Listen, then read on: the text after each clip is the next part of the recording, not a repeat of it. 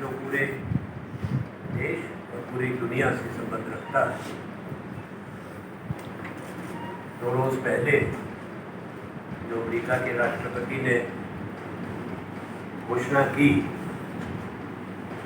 जो अनुमानित थी, जिसका वो बार बार चेता रहे थे दुनिया को,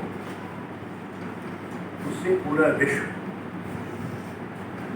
की अर्थव्यवस्था, पूरी दुनिया के व्यापार को बहुत बड़ी चोट पहुंची। 75 साल के बाद जो व्यवस्था थी,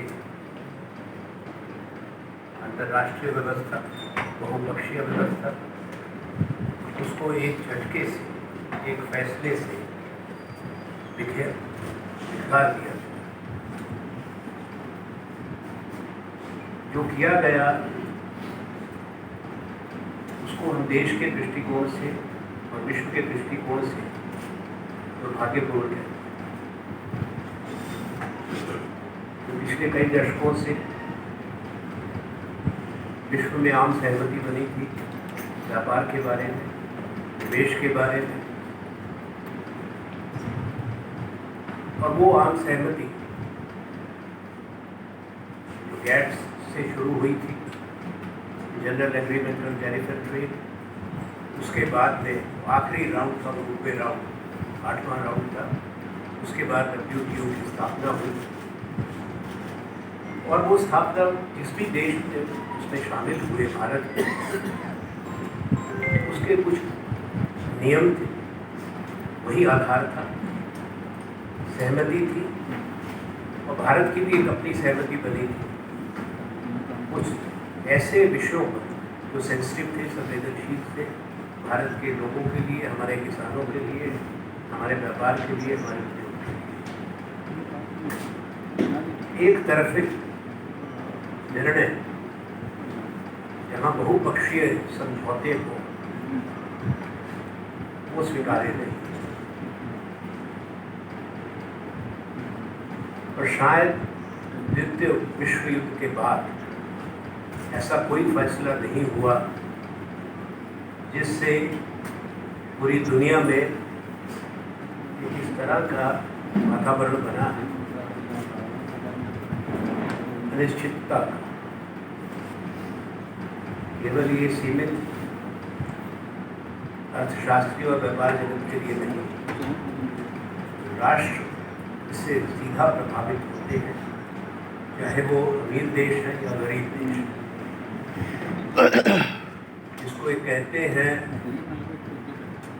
एक तरफा थूकना, यूनिलैटरल इम्पोजिशन,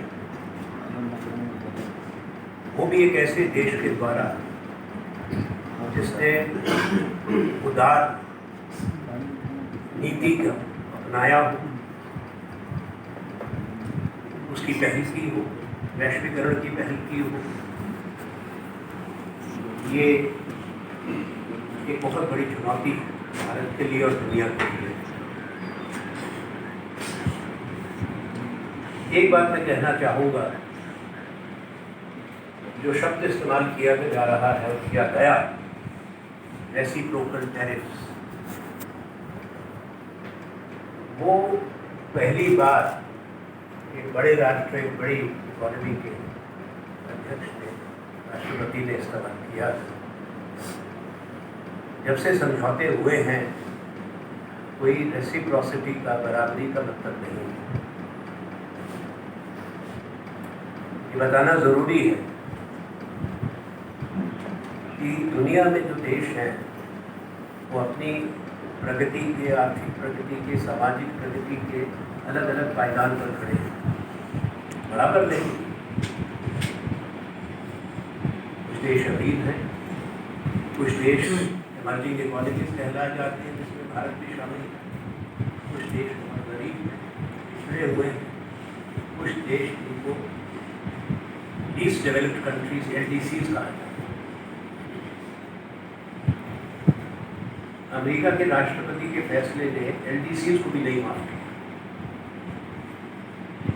चाहे वो कंबोडिया है, लाओस है, बोत्सवाना है, लेसोथो है, इन सब देशों को भी उसके घेरे में लिया। जाहिर है भारत पर भी इसका प्रभाव होगा। देश की क्या इस पे रणनीति है उसकी अभी कोई जानकारी नहीं। हमारा ये मानना है कि इस पे जो भी प्रतिक्रिया हो राष्ट्रहित हो सामने रखते हुए, मद्देनजर रखते हुए हमारे किसान का और कृषि के साथ साथ डेयरी फार्मिंग का, पोल्ट्री का, उसका भी ध्यान रखा जाए। जल्दबाजी में तो हम नहीं कहते कि प्रतिक्रिया दी जाए। प्रतिक्रिया वही होनी चाहिए जो एक बड़े देश, तो बड़ी अर्थव्यवस्था सम्मान देती हो। अमेरिका के साथ हमारे गहरे संबंध हैं, हमारे सबसे बड़े ट्रेडिंग पार्टनर भी हैं। कई बड़े समझौते अमेरिका के साथ भारत के हैं। इसीलिए मैंने शब्द ये दुर्भाग्यपूर्ण कहा था। अब सरकार की तरफ से जो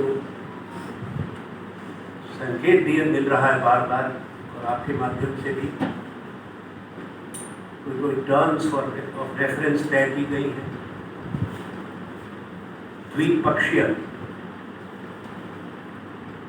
व्यापार समझौते के लिए, बायलैटरल ट्रेड एग्रीमेंट के लिए।